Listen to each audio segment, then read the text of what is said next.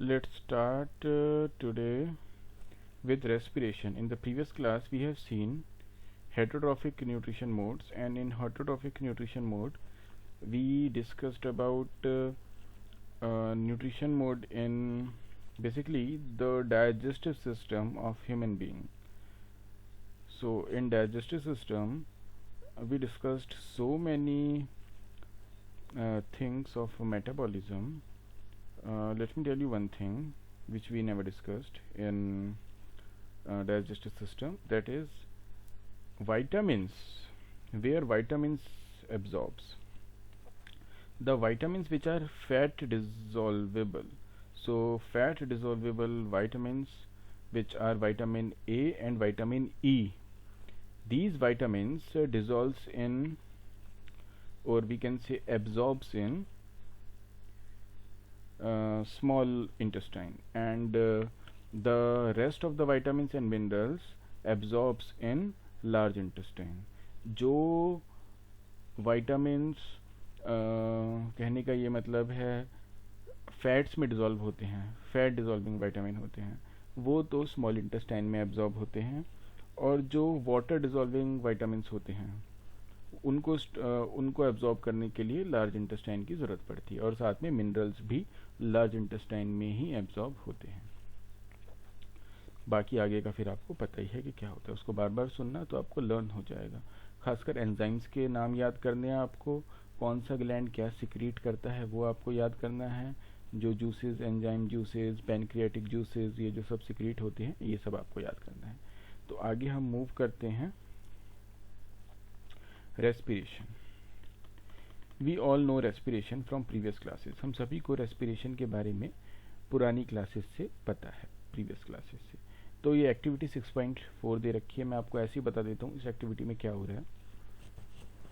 इस एक्टिविटी में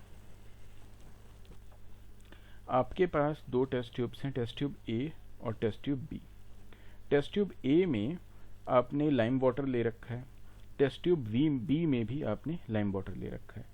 test tube A में आपके पास एक सिरिंज है, बेसिकली पिचकारी भी हो सकती है, सिरिंज लीजिए। और टेस्ट ट्यूब बी में आपको कोई सिरिंज लेने की ज़रूरत नहीं है।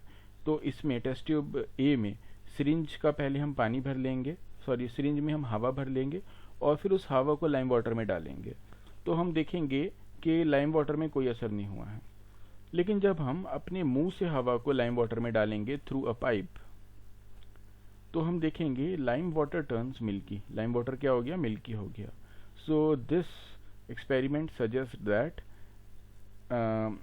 वी एक्सहेल कार्बन डाइऑक्साइड, हम कार्बन डाइऑक्साइड को छोड़ते हैं ड्यूरिंग रेस्पिरेशन, क्योंकि carbon dioxide turns lime water milky.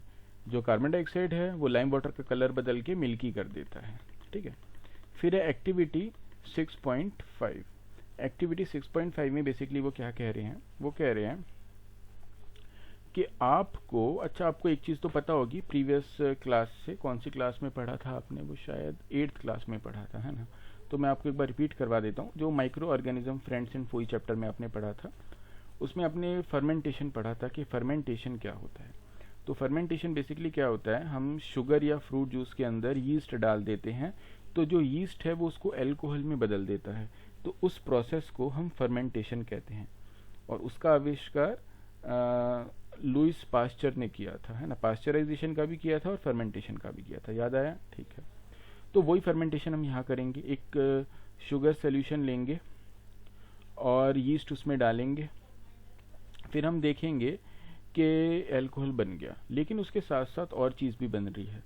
आप देखोगे उसमें से जो गैस निकली, जब हम उसको लाइम वाटर में डालेंगे through a bent glass tube, तो लाइम वाटर मिल्की हो जाएगा। क्यों? इसका मतलब उसमें से क्या निकला है? Carbon dioxide. क्या निकला है उसमें से? Carbon dioxide. तो जो यीस्ट है ना, यीस्ट तो माइक्रो ऑर्गेनिज्म है, यीस्ट ने क्या छोड़ा है? बहुत सारा कार्बन डाइऑक्साइड छोड़ा है, ठीक है, और साथ में अल्कोहल भी। ओके, तो चलो भाई आगे चलते हैं।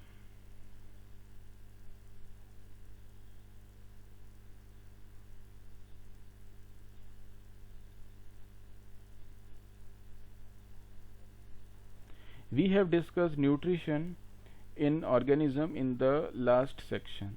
The food material taken in during the process of nutrition is used in cells to provide energy for various life processes. जो हम न्यूट्रिशन ऊपर हमने पढ़ा डाइजेस्टिव सिस्टम में, प्रीवियस क्लास में जो पढ़ा था, उससे लाइफ प्रोसेसेस को एनर्जी मिलती है. Diverse organism do this in different ways. Some use oxygen to break down glucose completely into carbon dioxide and water. Some use other pathways that do not involve oxygen. कुछ तो oxygen का मदद करते हैं, oxygen की मदद से break down करते हैं ग्लूकोज को. ग्लूकोज मतलब एनर्जी जो हमको डाइजेस्टिव सिस्टम से मिली है. जो एब्जॉर्प्शन है ग्लूकोज का वो कहाँ पे होता है? स्मॉल इंटेस्टाइन में होता है. तो वो वहाँ से फिर हमने पढ़ा था, है ना, विलीज से जो भी चीज़ें एब्जॉर्ब होती हैं वो हर एक सेल तक चली जाती हैं. तो हर एक सेल तक जाती हैं. अब हर सेल तक ग्लूकोज तो चला गया, लेकिन सेल उस ग्लूकोज को यूज़ कैसे करेगा, उसको यूटिलाइज कैसे करेगा?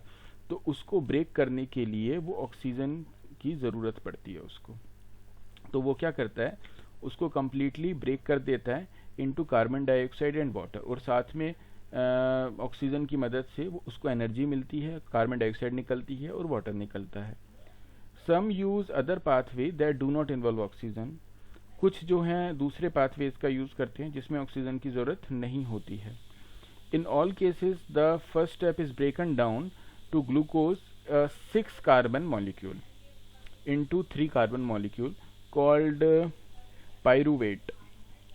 तो भाई होता क्या है दोनों ही प्रोसेस में?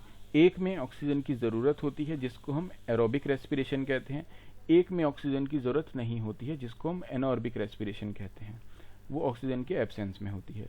तो ऑक्सीजन के एब्सेंस में जिसमें एनारोबिक रेस्पिरेशन होती है उसमें अल्कोहल बनता है, और जिसमें एरोबिक रेस्पिरेशन होती है उसमें कार्बन डाइऑक्साइड बनती है. लेकिन दोनों में ही फर्स्ट स्टेप इन्होंने कहा है सेम ही होता है. क्या होता है कि 6 कार्बन मॉलिक्यूल जो होते हैं, कार्बन मॉलिक्यूल कहाँ से मिलते हैं इनको? कार्बन मॉलिक्यूल मिलते हैं ग्लूकोज से. ग्लूकोज C6H12O6 होता है, तो उसमें उनको कार्बन मॉलिक्यूल मिलते हैं. ग्लूकोज मतलब C6H12O6, तो C6 हो गया ना. तो 6 मॉलिक्यूल जो होते हैं कार्बन के, उसको वो कन्वर्ट कर देता है 3 मॉलिक्यूल में, और इस प्रोसेस को कहते हैं पाइरूवेट. तो पाइरूवेट होता है. This process takes place in cytoplasm. हमने आपको बताया था कि जब डाइजेस्टिव सिस्टम पढ़ा रहे थे तो उसमें विलीज जो होती हैं वो एब्जॉर्ब करती हैं न्यूट्रिशन को, और एब्जॉर्ब करने के बाद बॉडी के एक एक सेल तक पहुंचा देती हैं. तो बॉडी के एक एक सेल में जब न्यूट्रिशन पहुंच जाता है तो वो किसके फॉर्म में पहुंचता है? ग्लूकोज की फॉर्म में पहुंचता है. तो सेल के अंदर पहुंच गया ग्लूकोज की फॉर्म में. अब वहाँ पे वो 6 कार्बन मॉलिक्यूल से 3 कार्बन मॉलिक्यूल में चेंज हो जाता है, जिस प्रोसेस को पाइरूवेट कहते हैं. और सेल के अंदर तो साइटोप्लाज्म होता है. ये कह रहे हैं कि ये जो प्रोसेस होता है पूरा का पूरा ये साइटोप्लाज्म में होता है.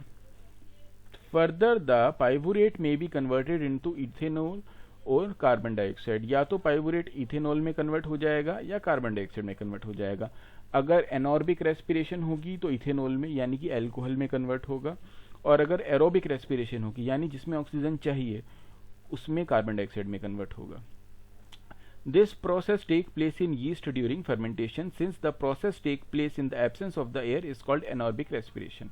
ये प्रोसेस फर्मेंटेशन के समय यीस्ट में होता है जिसमें इथेनॉल यानी कि अल्कोहल बनता है.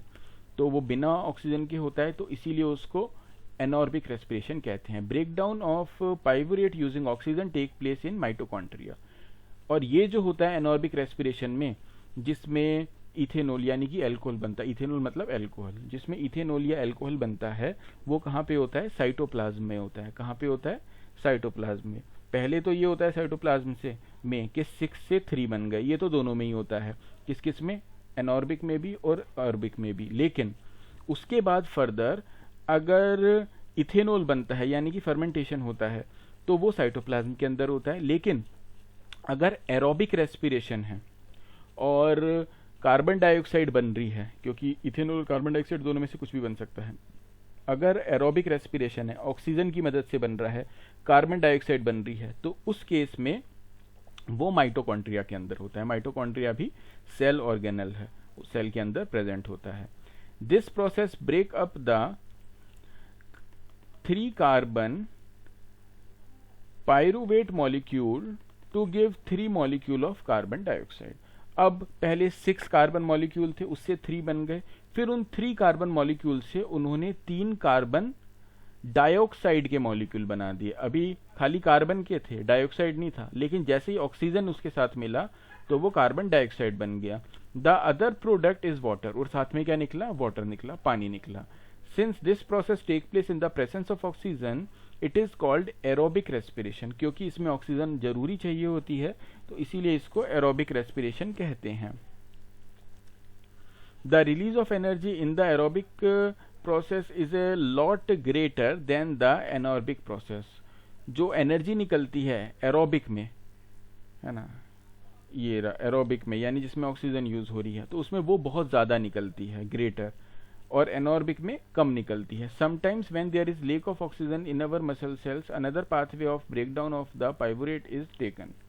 कई बार जब ऑक्सीजन की कमी होती है हमारे अंदर, जब हम ठीक से सांस नहीं ले रहे होते या ऐसी जगह बैठे होते हैं जहाँ ऑक्सीजन कम होती है, तो उस स्थिति में, या फिर हमको ज़्यादा ऑक्सीजन चाहिए होती है और सप्लाई ऑक्सीजन की कम है, तो उस स्थिति में हमारा जो शरीर है, हमारी जो मसल्स हैं, वो दूसरा तरीका, अनदर पाथवे अपनाती हैं ब्रेक डाउन करने के लिए पाइवरेट, है ना, पाइरुवेट को, है ना। तो यानी कि जो 6 कार्बन है उसको ब्रेक डाउन करने के लिए कौन सा अपनाती हैं वो तरीका?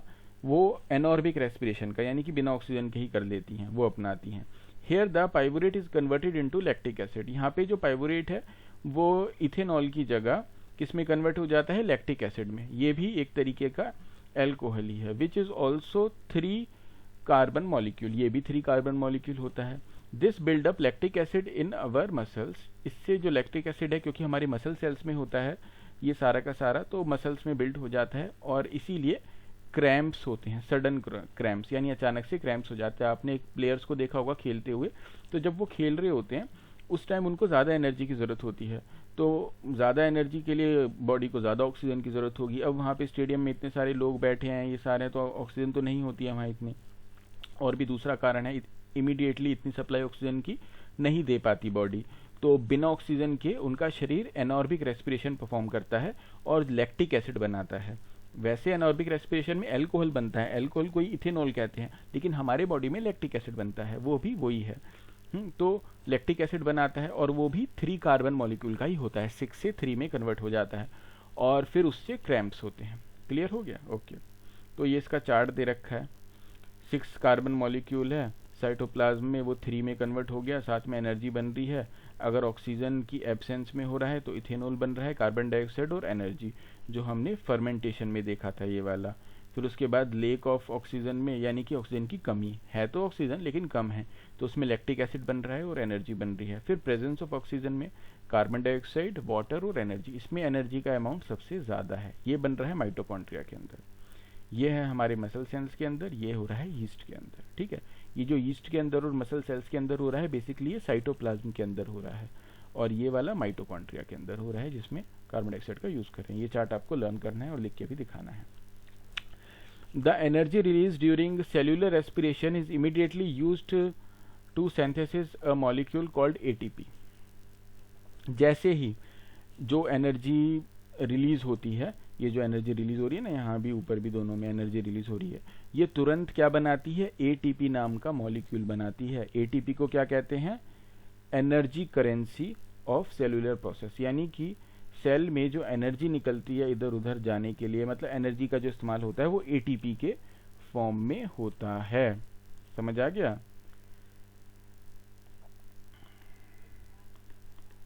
एडिनो ट्राइफॉस्फेट, ठीक है, ये इसकी फुल फॉर्म है। तो बेसिकली जो फॉस्फेट होता है वो एनर्जी देता है। In these processes ATP is broken down giving rise to fix amount of energy which can be derived the endothermic reaction taking place in the cell. Cell के अंदर जो एंडोथर्मिक रिएक्शन होता है, एंडोथर्मिक रिएक्शन कौन सा reaction होता है? जिसमें एनर्जी यूज होती है। तो सेल के अंदर जितने भी रिएक्शन हो रहे हैं उन सभी में एटीपी की एनर्जी यूज हो रही है, एंडोथर्मिक रिएक्शन क्योंकि हो रही है। एंडोथर्मिक मतलब जिसमें एनर्जी एब्जॉर्ब होती है, और एक्सोथर्मिक होते हैं जिसमें एनर्जी रिलीज होती है। ठीक है,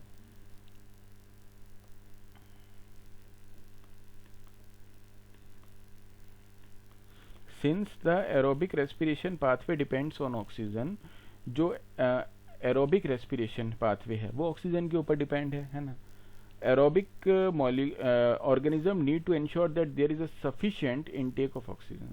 तो ऐसे ऑर्गेनिज्म जिसको जो अपने अंदर एरोबिक रेस्पिरेशन करते हैं उनको ये ज़रूरी चाहिए कि हमेशा उनको सफिशिएंट ऑक्सीजन मिलती रहे, उसमें इंसान भी है। We have seen that the plant exchange gases through stomata, और प्लांट्स भी उसी में ही हैं। हमने देखा है, ऊपर पहले क्लास में देखा था हमने कि प्लांट्स जो हैं वो एक्सचेंज करते हैं गैसेज का, किसके थ्रू करते हैं? स्टोमेटा के थ्रू, जो पोर्स होते हैं लीव्स के ऊपर। The large intercellular space ensures that the cell are in the contact with air. जो एक सेल से दूसरे सेल के बीच में स्पेस होता है प्लांट सेल में, वो बहुत ज़्यादा होता है, जिसकी वजह से ये बात पक्की रहती है कि हमेशा वो हवा के बीच में रहेंगे, क्योंकि अगर स्पेस ज़्यादा है तो बीच में क्या है? हवा है। और वो जो हवा है, carbon dioxide and oxygen are exchange by diffusion here. यहाँ पे जो कार्बन डाइऑक्साइड और ऑक्सीजन का एक्सचेंज होता है वो किससे होता है? डिफ्यूजन से होता है। यानी कि अगर सेल को ऑक्सीजन चाहिए तो फटाफट से ऑक्सीजन अंदर आ जाती है, अगर कार्बन डाइऑक्साइड बाहर निकालनी है तो कार्बन डाइऑक्साइड सेल से बाहर निकल जाती है। इस प्रोसेस को डिफ्यूजन कहते हैं। डिफ्यूजन हम ऑलरेडी 9th क्लास में पढ़ चुके हैं, so I don't want to explain this here now. Basically आप ये याद रख लो, जो ऑक्सीजन अंदर आती है वो डिफ्यूजन से आती है, जो कार्बन डाइऑक्साइड बाहर जाती है वो भी डिफ्यूजन से जाती है। हायर कॉन्सेंट्रेशन से लोअर कॉन्सेंट्रेशन में मूवमेंट होती है। This can go into cells और away from cell and out into air. Oxygen और कार्बन डाइऑक्साइड सेल के अंदर भी जाती है, सेल से बाहर भी निकलती है और हवा में चली जाती है। The direction of diffusion depends on the environmental condition and the requirements of the plant, कि किस डायरेक्शन में मूवमेंट होगी, मतलब कार्बन डाइऑक्साइड कब आएगी, क्योंकि फोटोसिंथेसिस में तो कार्बन डाइऑक्साइड चाहिए होती है ना। और अगर प्लांट रेस्पिरेशन करते हैं, क्योंकि प्लांट रेस्पिरेशन भी करते हैं, उसमें ऑक्सीजन चाहिए होती है, हमें भी तो रेस्पिरेशन में ऑक्सीजन चाहिए होती है, तो ऐसे प्लांट्स को भी रेस्पिरेशन में ऑक्सीजन चाहिए होती है। तो यदि नाइट है तो नाइट में सनलाइट तो है नहीं, तो फोटोसिंथेसिस तो हो नहीं पाएगा। तो फोटोसिंथेसिस नहीं हो पाएगा तो उस केस में प्लांट रेस्पिरेशन करते हैं रात को, तो रेस्पिरेशन करते टाइम वो ऑक्सीजन लेते हैं। और दिन के समय क्योंकि लाइट है तो वो कार्बन डाइऑक्साइड लेते हैं और ऑक्सीजन छोड़ते हैं, लेकिन दिन के समय फोटोसिंथेसिस में वो ज़्यादा ऑक्सीजन छोड़ देते हैं, तो इसीलिए ऑक्सीजन का बैलेंस रहता है। हम भी ऑक्सीजन ले सकते हैं रेस्पिरेशन में और प्लांट्स भी ले सकते हैं। वो इतनी छोड़ते हैं कि अपने लिए भी छोड़ देते हैं और हमारे लिए भी छोड़ देते हैं। समझ आ गई बात? ओके।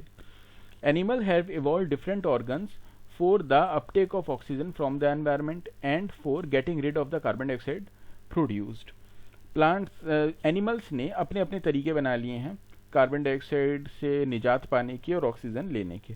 जो टेरेस्ट्रियल एनिमल्स हैं वो तो सिंपल ब्रीथ करते हैं ऑक्सीजन को एटमॉस्फेयर से, लेकिन जो जानवर ऐसे हैं जो पानी में रहते हैं वो पानी में डिजॉल्व हुई हुई ऑक्सीजन लेते हैं, वाटर में डिजॉल्व हुई हुई ऑक्सीजन, यानी कि पानी में मिक्स हुई हुई ऑक्सीजन को ले लेते हैं।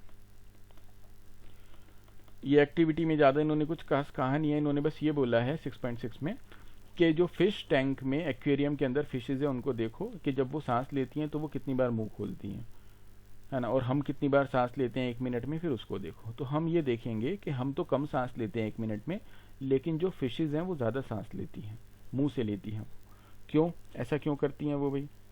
क्योंकि जो डिजॉल्व्ड ऑक्सीजन है उसको अंदर लेने में मतलब वो कम अमाउंट में मिल पाती है उतने ही टाइम में, पानी वाली ऑक्सीजन, और जो हवा वाली ऑक्सीजन है वो जल्दी मिल जाती है, तो इसलिए हमको देर में सांस लेने की ज़रूरत पड़ती है 1 मिनट में ही। मान लो 1 मिनट में हमने 40 टाइम्स सांस लिया, तो जो फिश है वो 1 मिनट में 50 या 60 टाइम्स सांस लेगी, उसको ज़्यादा ज़रूरत है क्योंकि वो कम अमाउंट ऑफ ऑक्सीजन ले पाती है वाटर से। ठीक है, यहाँ पे यही लिखा हुआ है। और जो फिशेज हैं वो कैसे ऑक्सीजन लेती हैं? सीधा अंदर लेती हैं मुंह से, पानी अंदर जाएगा उनके, फिर गिल्स में जाएगा, गिल्स में ब्लड होता है, ब्लड के अंदर ऑक्सीजन डिजॉल्व हो जाएगी और फिर बिना ऑक्सीजन वाला जो पानी है या कम ऑक्सीजन वाला पानी वो गिल्स के थ्रू बाहर निकल जाएगा, है ना, और वो फिर दोबारा पानी अंदर ले लेंगी। तो इस प्रोसेस से वो सांस लेती हैं। ठीक है,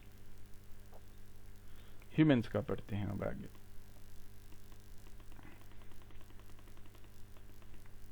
in humans air is taken into body through nostrils.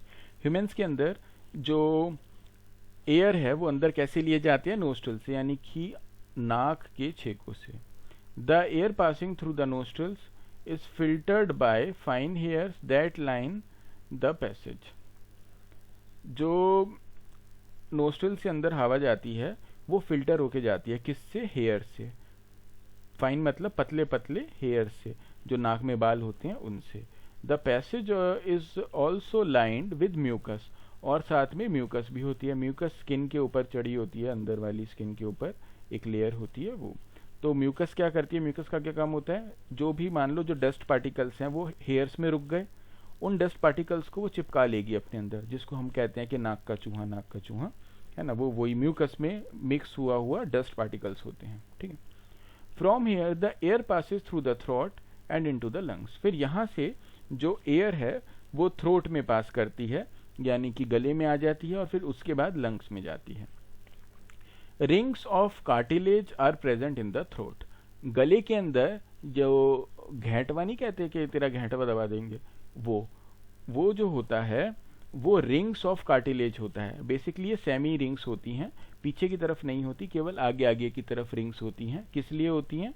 जिससे कि कोलैप्स ना हो, यानी कि भींचे ना वो पाइप, हमेशा सांस लेने में कोई दिक्कत ना हो, सांस आराम से लिया जा सके, एयर पैसेज में कोई दिक्कत ना हो, हवा अंदर जा सके।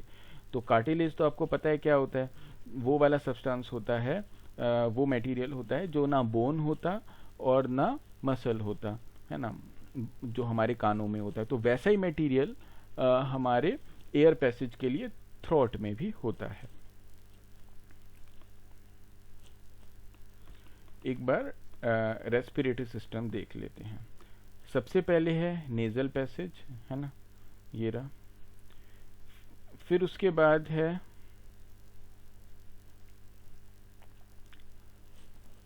माउथ कैविटी, यानी मुंह में खाली जगह। फिर उसके बाद है फेरिंक्स, फेरिंक्स में फिर उसके बाद है लैरिंक्स। ये लैरिंक्स जो है ये वो एडम्स एप्पल है जो मोटा सा होता है। फिर उसके बाद आ गया हमारे ट्रैकिया।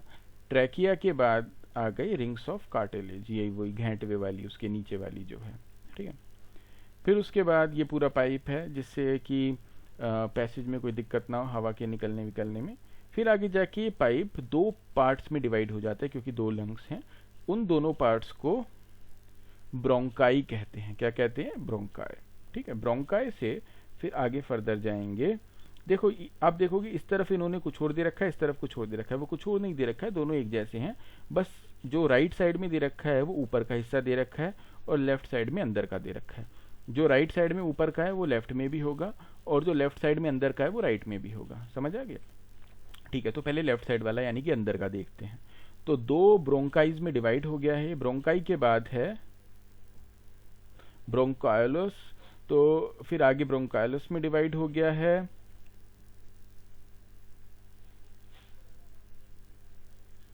फिर उसके बाद है एल्वियोलर सेक। एल्वियोलर सेक फर्दर आगे छोटे छोटे एल्वियोलाइज में डिवाइड हो जाते हैं। देखो यहाँ एक ये ब्लैक कलर का बड़ा सा एरो है, और ये आगे जाके एल्वियोलाई बन गया है। यानी कि इस बात का ये मतलब है जो एल्वियोलर सेक है उसके अंदर हवा भरती है, और जो जब वो खत्म हो जाता है जहाँ पे, क्योंकि हमेशा थोड़ी रहेगा वो, यहाँ देखो एंड पॉइंट है इसका, उसको बोलते हैं एल्वियोलाई। ठीक है। नहीं गलत है ये, इसमें शायद रॉन्ग लिखा है, या फिर ये बताना कुछ और चाह रहे हैं, है ना। जो एल्वियोलर सेक है वो एंड पॉइंट होता है, और जो एल्वियोलाइज हैं वो ये दोनों ऐसे कितने भी सारे, जैसे यहाँ ये दोनों एल्वियोलाइज दे रखे हैं, ये छोटे छोटे बलून जैसे होते हैं, ऐसे ही बहुत सारे बलून जैसे एल्वियोलाइज हैं। और जो उनका एंड पॉइंट है जहां बलून खत्म है उसको बोलते हैं एल्वियोलर सेक। सेक का मतलब होता है थैला, यानी कि बैग। ठीक है। फिर सबसे नीचे आ जाता है डायफ्रम। ये डायफ्रम है। डायफ्रम की वजह से मूवमेंट होती है, किसमें? लंग्स में। जैसे हम सांस लेते हैं ऊपर नीचे, तो वो डायफ्रम की वजह से होता है। ऊपर ये रिब केज है, अंदर लंग्स हैं, ये आपको पता ही है सारा। ठीक है। और इनको हम कहते हैं रेस्पिरेटरी ब्रोंकाइलोलस, है ना। हाँ, ब्रोंकायोलस, ब्रोंकायोलस, ठीक है, ब्रोंकायोलस, रेस्पिरेटरी ब्रोंकायोलस। और ये है एल्वियोली। ये जो एल्वियोली है ये क्या होते हैं, ये हमारे बलून्स होते हैं, और जब बलून्स खत्म हो जाते हैं, एंड वाले जो बलून्स होते हैं उनको, जो एंड पॉइंट होता है उन बलून्स का, उनको कहते हैं एल्वियोलर सैक। एंड ये सारी की सारी जो ट्यूब्स हैं ये है ब्रोंकायोलस। और जो दो पाथवे हैं, जो हमारा ट्रैकिया दो पार्ट्स में डिवाइड हुआ है, उसको बोलते हैं ब्रोंकाई। एंड बीच में आती है रिंग ऑफ कार्टिलेज, ठीक है। तो ये आपको पूरा का पूरा रेस्पिरेटरी सिस्टम लर्न होना चाहिए, ये बनाना है, और ये सारी वर्ड्स याद करने हैं, बोलने भी सीखने हैं। इस बात का ध्यान रखना, क्योंकि जब मैं ओरल टेस्ट लूंगा तो बोलने भी आने चाहिए।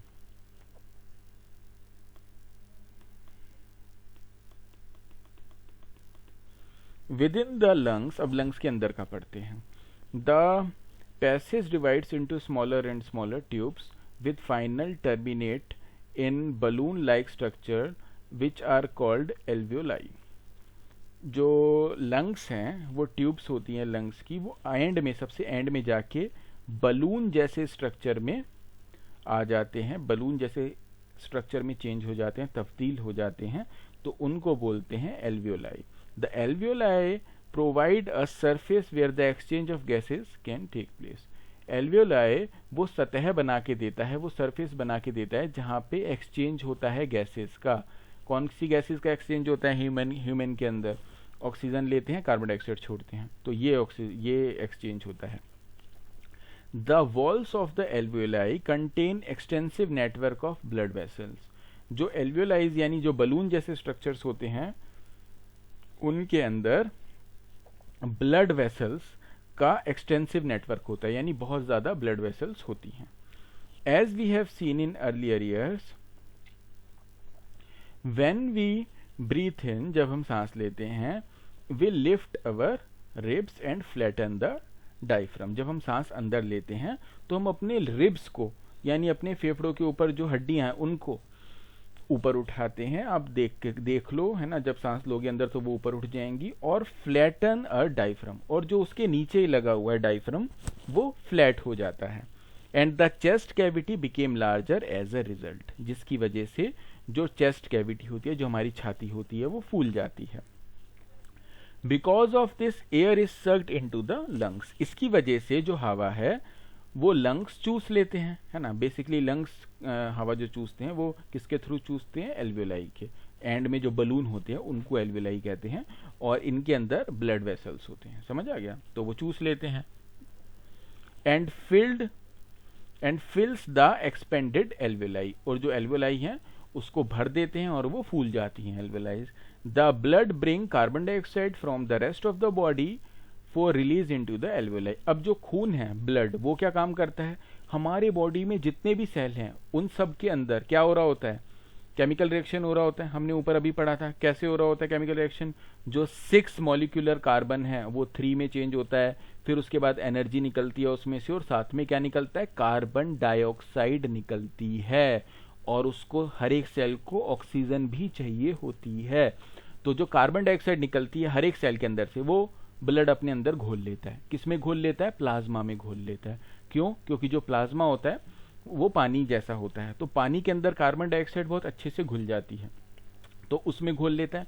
और घोलने के बाद कहां पे लेके आता है? वो एल्वियोलाई के पास लेके आता है। The blood bring carbon dioxide from the rest of the body for release into the alveoli, and oxygen in the alveolar air is taken up by blood into the alveolar vessels to be transported to all the cells in the body। अब sales ने carbon dioxide तो दे दी, लेकिन cell के अंदर ये जो process है energy बनाने का, ये लगातार चलता रहता है माइटोकॉन्ड्रिया के अंदर, तो उसको और ऑक्सीजन चाहिए होती है।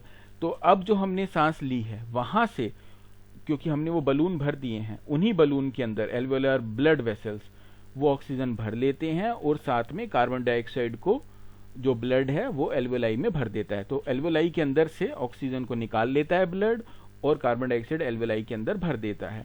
ड्यूरिंग द ब्रीथिंग साइकिल, इस ब्रीथिंग साइकिल के अंदर, when air is taken in and let out, जब हवा हम अंदर लेते हैं और बाहर छोड़ते हैं, the lungs always contain a residual volume of air so that there is a sufficient time for oxygen to be absorbed and for the carbon dioxide to be released. जो लंग्स हैं उनके अंदर हमेशा रेजिडुअल यानी कि बची हुई हवा रहती है. जब ये प्रोसेस हो रहा होता है कि जो एल्वेलाई है उसके अंदर ऑक्सीजन ले लेते हैं और कार्बन डाइऑक्साइड छोड़ देते हैं, तो इस प्रोसेस में हवा उसके अंदर थोड़ी बहुत भरी रहती है. क्यों? क्योंकि वरना गुब्बारा आपने देखा चिपक जाता है, ऐसे चिपक जाएंगे वो, तो वो पूरी तरह से हमेशा कभी भी नहीं चिपकते, उनमें थोड़ी सी हवा बरकरार रहती है जिससे सफिशिएंट टाइम मिल सके ऑक्सीजन को लेने का और कार्बन डाइऑक्साइड को रिलीज करने का यानी कि छोड़ने का. समझ आ गया? When the body size of animal is large, जब किसी जानवर का बॉडी साइज बड़ा होता है, the diffusion pressure alone cannot take care of oxygen delivery for all parts of the body.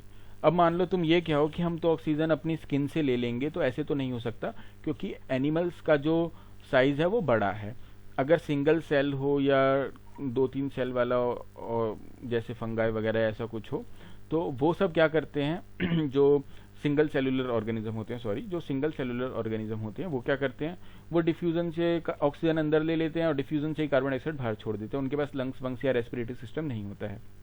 लेकिन जो बड़े जानवर होते हैं वो डिफ्यूजन से नहीं ले सकते क्योंकि हमारे जो बॉडी सेल है अंदर भी तो हैं बहुत सारे, बाहर तो स्किन सेल हैं, अंदर कितने सारे सेल्स हैं, उन सभी को ऑक्सीजन की जरूरत है. तो उसके लिए हमको एक पूरा प्रॉपर सिस्टम बनाना पड़ता है जिसको रेस्पिरेटरी सिस्टम कहते हैं, जो अभी हमने पढ़ा है. तो आगे और पढ़ते हैं इसके बारे में. Instead respiratory pigment take up oxygen from the air in the lungs and carry it to the tissues which are deficient in oxygen before releasing it. In human, the respiratory pigment is hemoglobin, which can be very high affinity of oxygen. This pigment is present in the red blood corpuscles, है ना, corpuscles. तो भाई देखो इसमें ये क्या कह रहे हैं, इसमें ये कह रहे हैं जो ब्लड है ना उसमें ऑक्सीजन कहाँ से आ जाएगी, अपने आप भर जाएगी, ऐसे थोड़ी भर जाती है. तो ब्लड के अंदर एक पिगमेंट होता है जिसको हीमोग्लोबिन कहते हैं.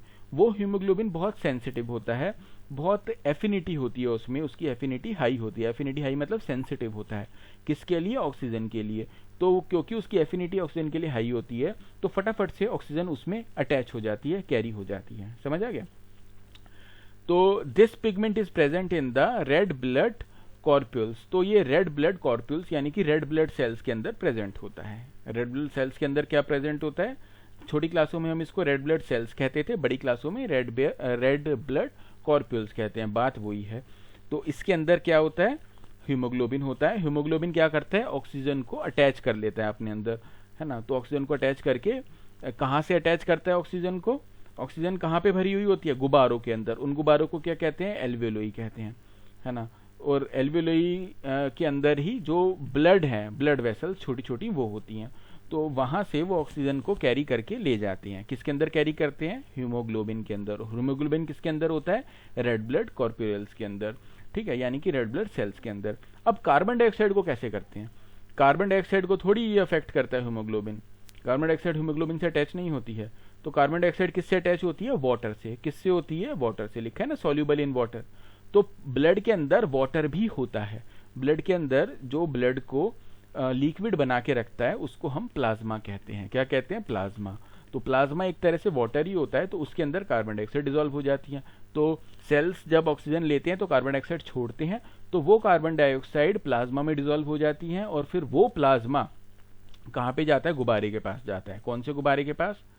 एल्वेलोई के पास. ठीक है, तो वहां पे जाता है और गुब्बारे उसको ले लेते हैं और लेने के बाद वापस लंग्स के अंदर तो होते ही हैं वो गुब्बारे एल्वेलोई, है ना, और फिर हम उसको अपने नोस्ट्रिल से बाहर छोड़ देते हैं. तो ये हमारा पूरा का पूरा रेस्पिरेटरी प्रोसेस था. अब आपको ये 4 क्वेश्चंस करने हैं और जो जो मैंने एक्टिविटीज ऊपर पढ़ाई हैं वो एक्टिविटीज करनी है. फिश वाली एक्टिविटी मत करना, बाकी दोनों एक्टिविटीज करनी है और साथ में ये डायग्राम लर्न करना है, सारी टर्म्स याद करनी है. ठीक है, तो ये काम आपका फ्राइडे तक, फ्राइडे तो है ही ना कल, तो ये काम आपका मंडे तक हो जाना चाहिए पूरा, और इससे पहले वाला भी लर्न होनी चाहिए. एक एक चीज, ऐसे नहीं काम चलेगा क्योंकि चैप्टर खत्म होते ही मैं टेस्ट लूंगा और उस कंडीशन में दिक्कत होगी आपको. तो आप पूरा का पूरा जो मैंने ये लेक्चर आपको अभी सेंड करूंगा या बार बार सुनना जिससे आपको टर्म्स याद हो जाएं. ठीक है, चलो बाय बाय.